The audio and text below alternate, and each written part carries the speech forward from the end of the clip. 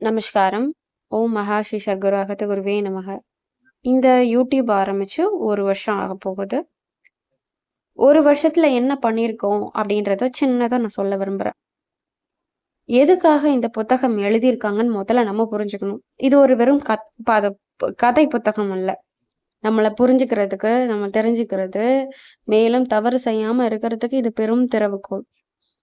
இப்போ நம்ம அனுபவிச்சுட்டு இருக்கிறது ஒரு பார்ட் ஆஃப் கர்மாவா தான் இருக்கும். முழுமையா நீங்க வந்து உங்க கர்மங்கள சேர்த்து முடிச்சுட்டீங்க, கழிச்சு முடிச்சுட்டீங்க அப்படின்னு என்ன உத்தரவாதம் இருக்கு? இந்த ஜென்மத்துல இப்போ நீங்க ஒரு 15 வயசுல இருக்கீங்க. யாரையும் திட்டாம இருக்கீங்களா? பழிக்காம இருக்கீங்களா? கோவப்படாம இருக்கீங்களா? பொறாமப்படாம இருக்கீங்களா? இல்லல்ல. மேலும் இது ஒரு ஒரு பகுதிய தான் நம்ம இப்ப அனுபவிச்சுட்டு இருக்கோம். சரி, நீங்க ஒரு 50 வயசு இருக்கீங்க. இதுவரைக்கும் நீங்க அனுபவிச்சதெல்லாம் ஒரு ஒரு சர்டைன் பார்ட் ஆஃப் யுவர் கர்மா. மிச்ச பகுதி நீங்க சேர்த்திருப்பீங்க. மிச்ச இது உங்களோட அக்கவுண்ட்ல இருக்கும். இந்த பிறவி முடிச்சோனே மேலும் அடுத்த பிறவி ஆரம்பிக்கும். இது ஒரு சைக்கிளா இருக்கு இல்லையா? இந்த சைக்கிள நம்ம உடைக்கணும்.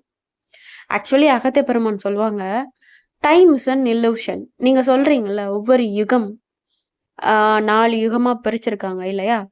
எனக்கு இப்போ சரியா சொல்ல வரல. திரேதாயுகம், சத்தியயுகம், கலியுகம் அந்த மாதிரி சொல்றேன். இந்த 4 யுகத்துல அது ஒரு கீப் ஆன் கம்மிங். லைக் அது ஒரு சர்க்கிள் மாதிரி. அது ஒரு இன்ஃபினிட்டி மாதிரி. அப்போ ஐயா சொல்லுவாங்க, "நீ இப்போ இந்த இந்த பிரசன்ட்ல இருக்கிற விஷயம் கூட கடந்து போயிடுது. அப்படிதானே? அப்போ நீ டைம்ன்னு என்ன சொல்லுவேன்னு?" சொல்லுவாங்க. அதுக்கு டைமுக்கு அழகா ஒரு விளக்கம் குடுத்திருப்பாங்க.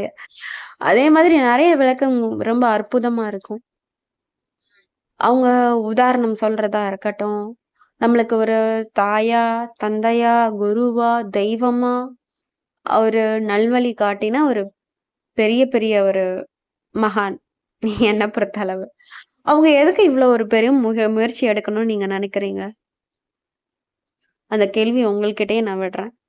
நீங்க மேலும் உங்கள முதல்ல திருப்திப்படுத்த பாருங்க. பொருளால ஒரு யாரோ உங்கள புகழ்ந்துட்டாங்க. "எப்பா சூப்பரா பண்ணிட்ட. இந்தா உனக்கு 5000 கோடிக்கு ஒரு ஆஃபர் லெட்டர் குடுக்குறேன். நீ இந்த வேலையில வந்து உட்காரு." அப்படின்றதுனாலயோ உங்களோட மனசு திருப்தி காணாது. ஆ நல்ல மக்கள் பேர பெத்தெடுத்து, நல்லா கல்யாணம் பண்ணி குடுத்துட்டேன். நான் நிம்மதியா இருக்கேன். என் கடமை முடிஞ்சிருச்சு. அப்பா! அப்படின்னும் நீங்க சொல்ல முடியாது. ஆ நல்ல ஒரு ட்ரெஸ் போட்டுக்கிறேன். சரி, எவ்வளோ நாளு? திரும்ப அது ஆ அழுக்கானா துவைக்க தான் போட போறீங்க இல்லையா? உங்களோட நான் சொல்ல வர்றது உங்களுக்கு புரியுதா? அந்த சுகம், அந்த திருப்திய வந்து நீங்க எதுல காணுவீங்க அப்படின்னு நான் கேட்கிறேன். அது வந்து ஒரு ஓட்டமா தான் இருக்கு.